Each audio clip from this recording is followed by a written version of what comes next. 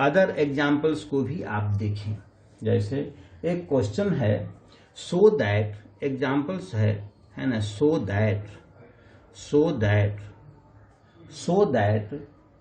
System of following equations, system of following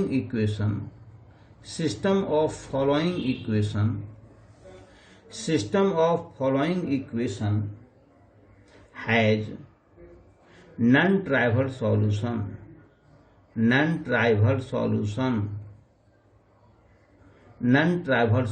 है। दिखाना है कि ये सिस्टम जो इक्वेशन है तो नॉन ट्राइवल सॉल्यूशन है, यानी x plus y minus 6z is equal to 0, 3x minus y minus 2z is equal to 0, x minus y plus 2z is equal to 0। देखो ये तीन कैसा इक्वेशन है आपके पास। तीन इक्वेशन में x y z जो वेरिएबल है इसके पावर सभी में 1 है, सब समान है, सभी लीनियर होमोजीनियस इक्वेशन कहलाते हैं। मैं आपको पहले ही बता चुका हूं, क्या बता चुका हूं, तो आप देखिए सॉल्यूशन ऑफ होमोजीनियस इक्वेशन के बारे में मैं बता चुका हूं।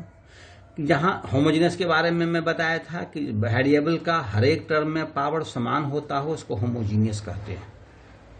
अगर पावर 1 होता हो तो उसको लीनियर होमोजीनियस कहते हैं, पावर 2 सभी टर्म में होते हो तो उसको क्वाड्रेटिक होमोजीनियस इक्वेशन कहते हैं।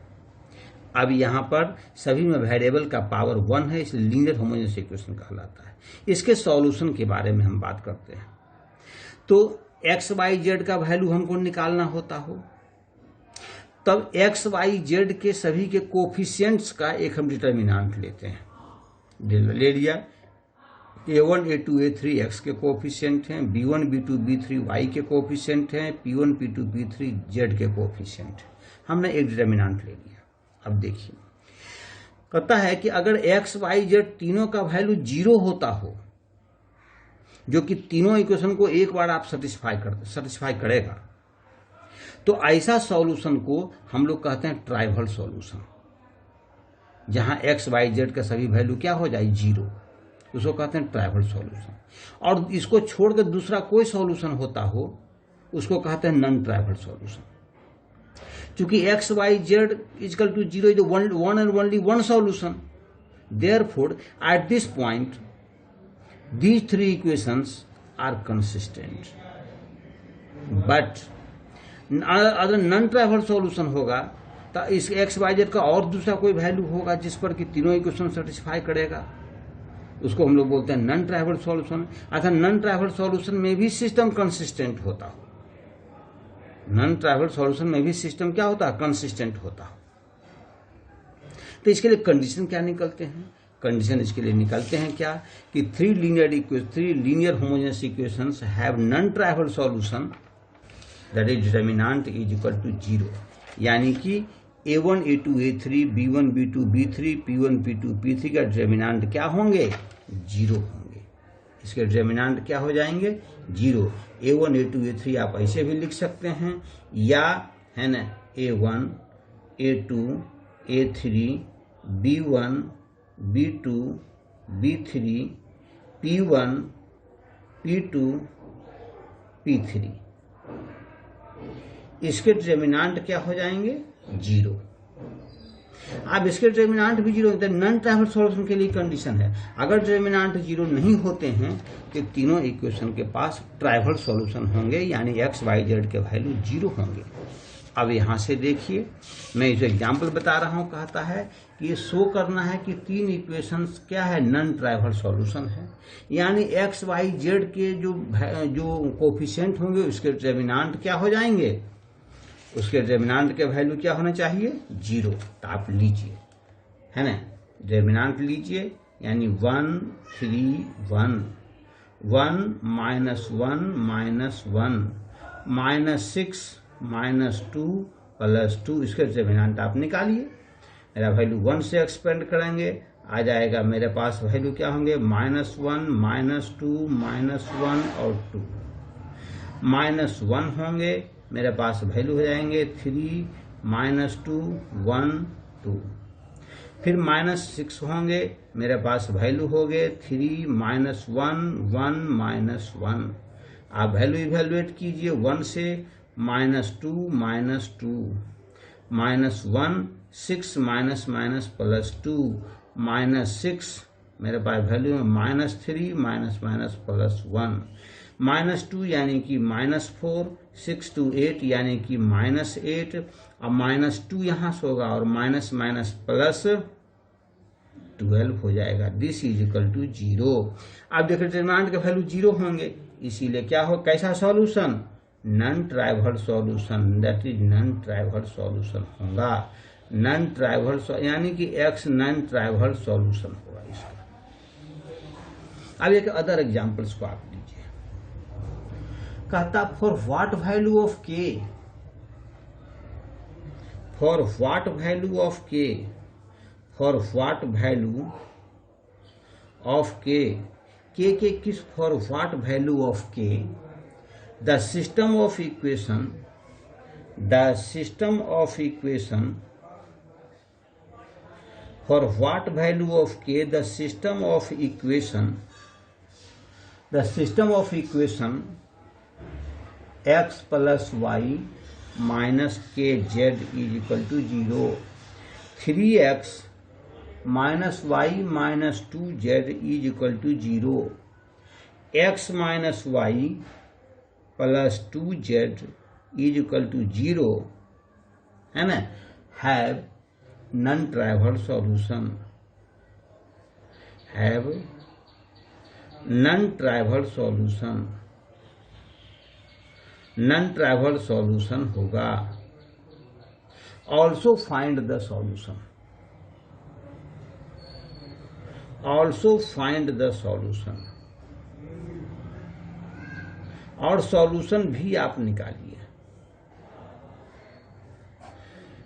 पहले तो के किस वैल्यू के लिए नॉन ट्राइवल सॉल्यूशन, हमने आपको बताया कि नॉन ट्राइवल सॉल्यूशन के लिए क्या चाहिए आपको, इसका एक्स वाई जेड के कोएफिशिएंट का determinant must be 0।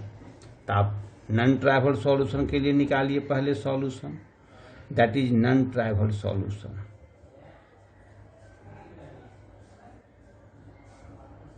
Non trivial solution में क्या क्या निकलेगा, इसके कोएफिशिएंट्स देखिए, 1 3 1 1 -1 -1 -k -2 और 2 मस्ट बी इक्वल टू 0। अब देखिए 1 से अगर काम करते हैं तो मेरे पास वैल्यू होते हैं -1 -2 -1 और 2। -1 से काम करेंगे, मेरे पास वैल्यू है 3 -2 1 2।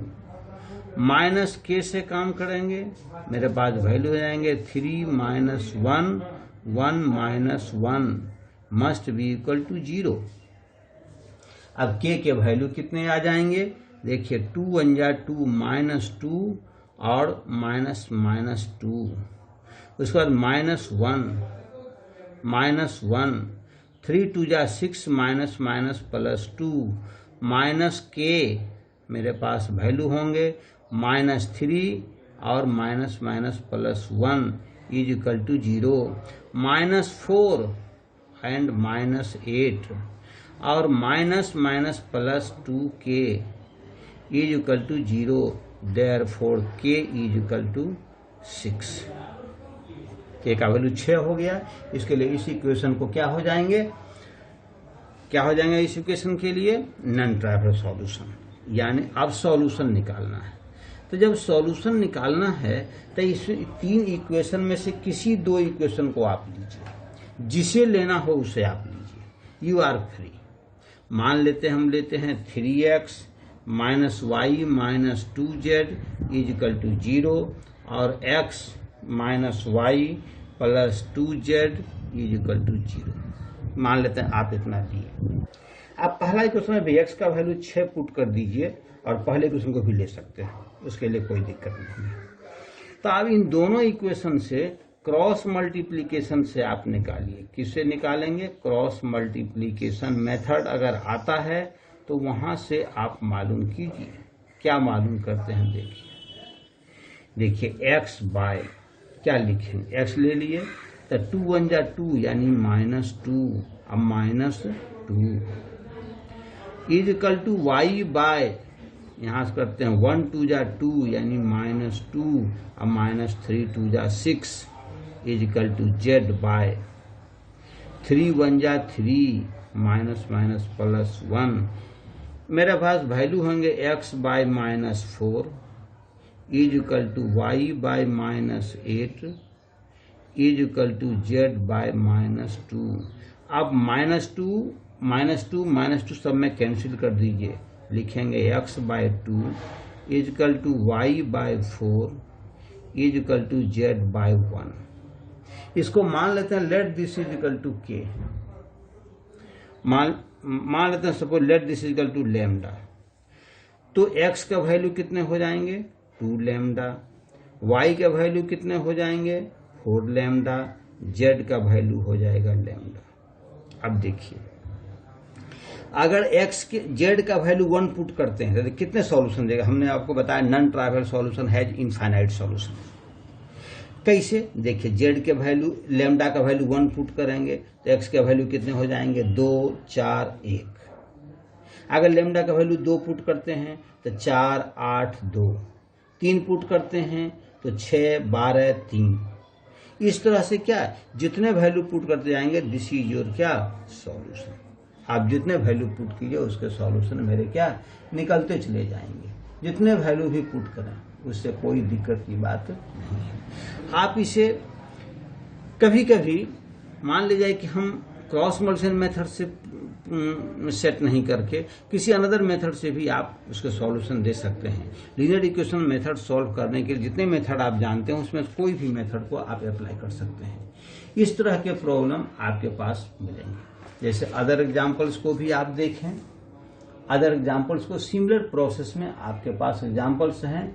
जैसे कहता है ना, if a B C are different, are क्या different, a B c different होता हो, if a B C are different then show the following equations has non trivial solution, then so that equation ax plus by plus cz is equal to 0, bx plus cy plus az is equal to 0 plus cx plus ay plus bz is equal to 0 have non-trivial solution।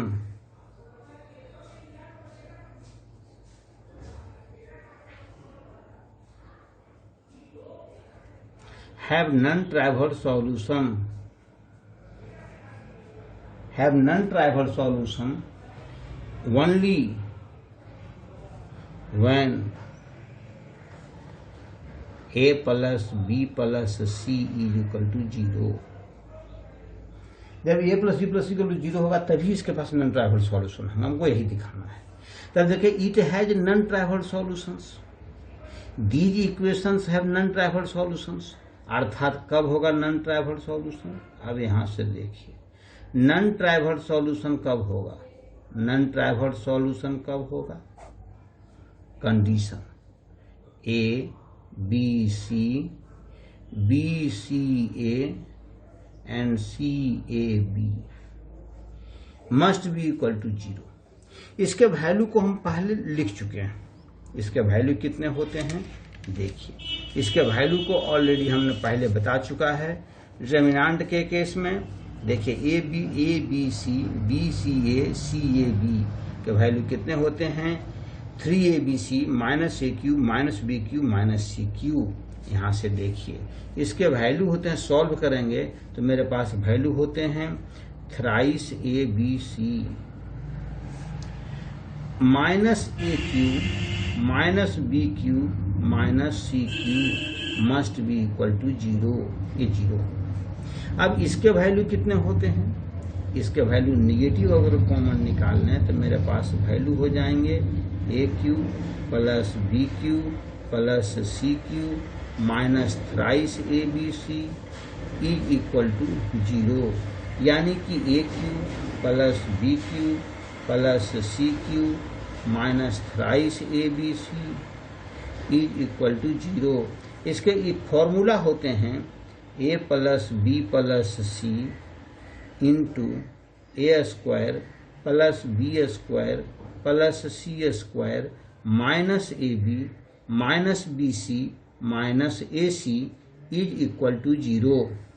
इसके formula फिर again होते हैं a plus B plus c into 1/2 into मेरे पास value हो गए a minus b whole square plus b minus c whole square plus c minus a whole square. इसके formula होते हैं इज इक्वल टू 0। मैं पहले इसके पहले बता चुका हूँ। देखिए डेल्टा इज इक्वल टू, इसके वैल्यू हमने इवेल्युएट किया है minus half a plus B plus c a minus b whole square b minus c whole square c minus a whole square.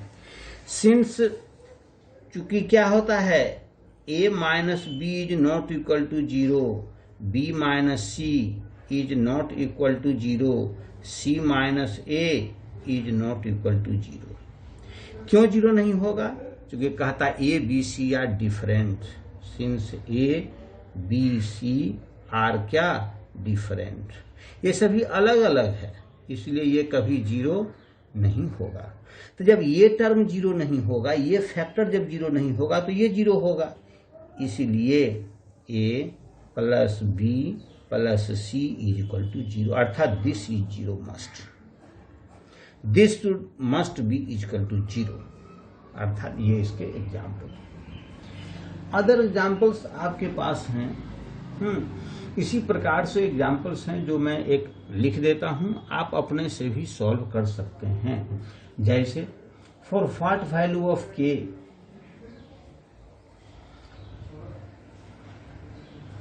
इस तरह के एग्जाम्पल्स आपके पास आएंगे।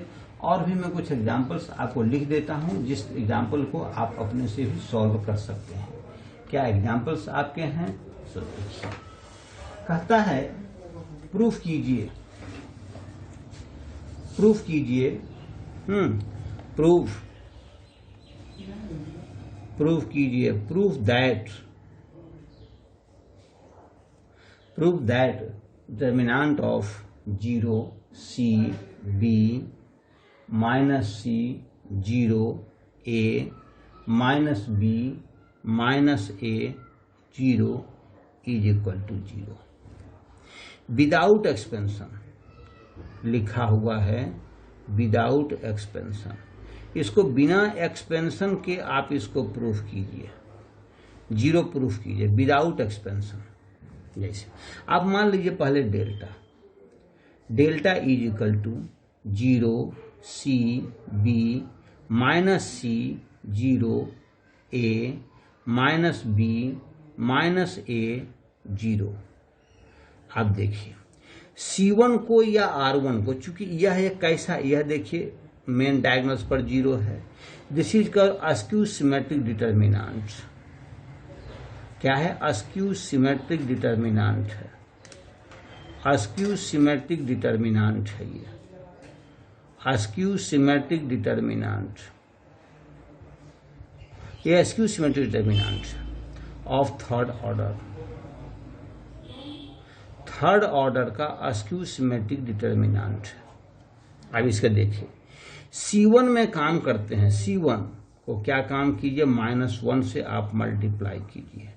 C2 को काम करते हैं, इसको भी आप -1 से मल्टीप्लाई कीजिए। और C3 को काम करते हैं, C3 को भी -1 से आप मल्टीप्लाई कीजिए। मैं पहले बता चुका हूं डिटरमिनेंट के प्रॉपर्टीज में कि किसी भी रो या कॉलम को किसी नॉन जीरो नंबर से जब मल्टीप्लाई करते हैं तो डिटरमिनेंट ही उतना से मल्टीप्लाई हो जाता है, यानी उतना से उसको डिवाइड करना पड़ता है, फिर उसका वैल्यू चेंज नहीं करे। अर्थात डेल्टा बराबर 1/-1 से डिवाइड करेंगे C1 के लिए, C2 के लिए और C3 के लिए। मेरे पास सबको C1 को माइनस से गुना करिए तो 0 C B, माइनस से गुना कीजिए -C 0 minus plus A, C3 को करेंगे -b -a और 0। आप इसको माइनस से मल्टीप्लाई करने पर यह मेरा वैल्यू माइनस हो जाएगा, यानी determinant is equal to minus. यह मेरे वैल्यू कितने, अब देखो इसमें रो को कॉलम और कॉलम को रो में बदल देने से कोई अंतर नहीं पड़ता, जैसा कि डिटर्मिनेंट के प्रॉपर्टीज में मैं पहले बता चुका हूं कि रो को कॉलम बना दीजिए और कॉलम को रो बना दीजिए, उससे उसके वैल्यू में कोई अंतर नहीं होता है। यानी आप रो से भी एक्सपेंड कर सकते हैं, कॉलम से भी एक्सपेंड कर सकते हैं।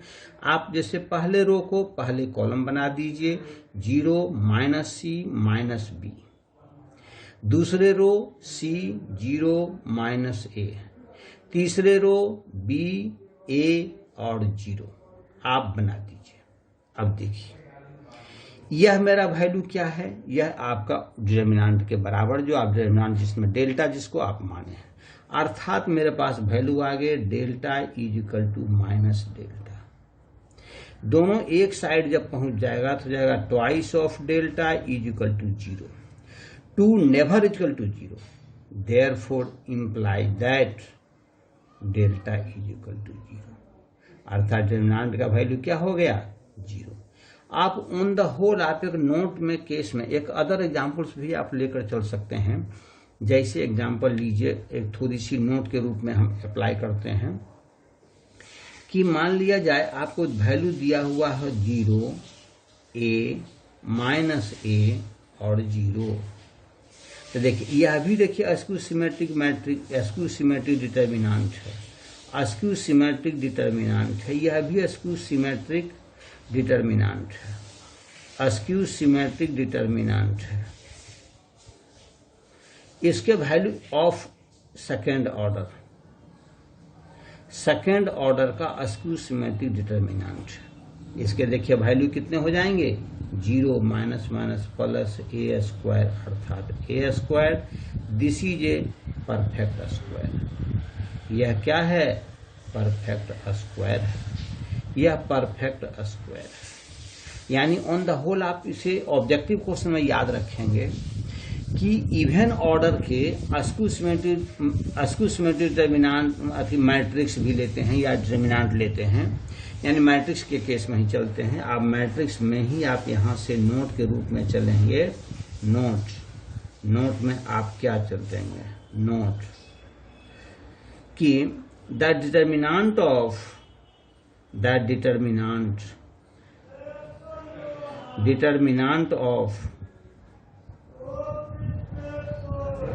इवन ऑर्डर का स्क्यू सिमेट्रिक मैट्रिक्स,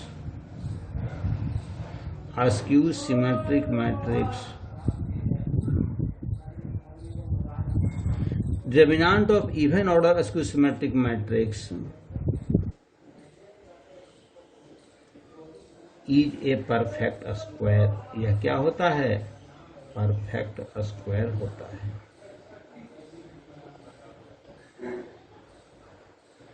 मतलब इवन ऑर्डर के स्क्यू सिमेट्रिक मैट्रिक्स का जो डिटर्मिनेंट होता है वह परफेक्ट स्क्वायर होता है, while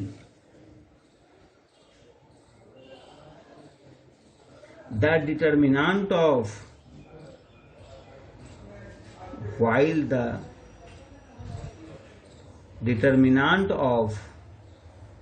odd order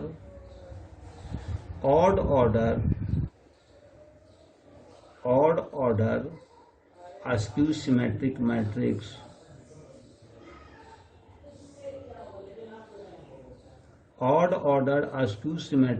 determinant of odd order skew symmetric matrix is 0। यानी ऑड ऑर्डर का जो स्क्यू सिमेट्रिक मैट्रिक्स होंगे, ऑड ऑर्डर का जो स्क्यू सिमेट्रिक मैट्रिक्स होगा उसका डिटर्मिनेंट 0 होगा। इवन ऑर्डर के जो स्क्यू सिमेट्रिक मैट्रिक्स होंगे उसका डिटर्मिनेंट परफेक्ट स्क्वायर होगा। ये आपको याद रखिएगा क्योंकि ये ऑब्जेक्टिव क्वेश्चन में खासकर कंपटीशन में ज्यादा पूछा जाता है, आप इसे ध्यान रखेंगे। दूसरे आप एक विदाउट एक्सटेंशन भी एक और मैं बताता हूँ क्वेश्चन। जैसे आप देखें क्वेश्चन किस तरह से होते हैं।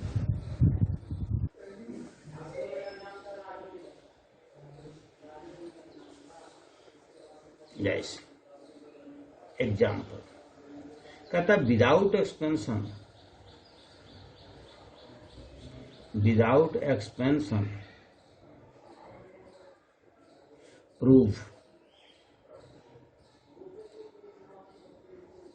prove that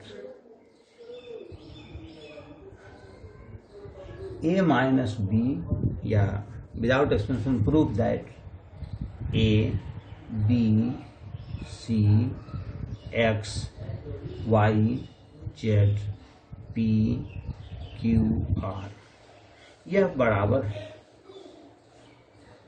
y b q x a p z c r के इज इक्वल टू x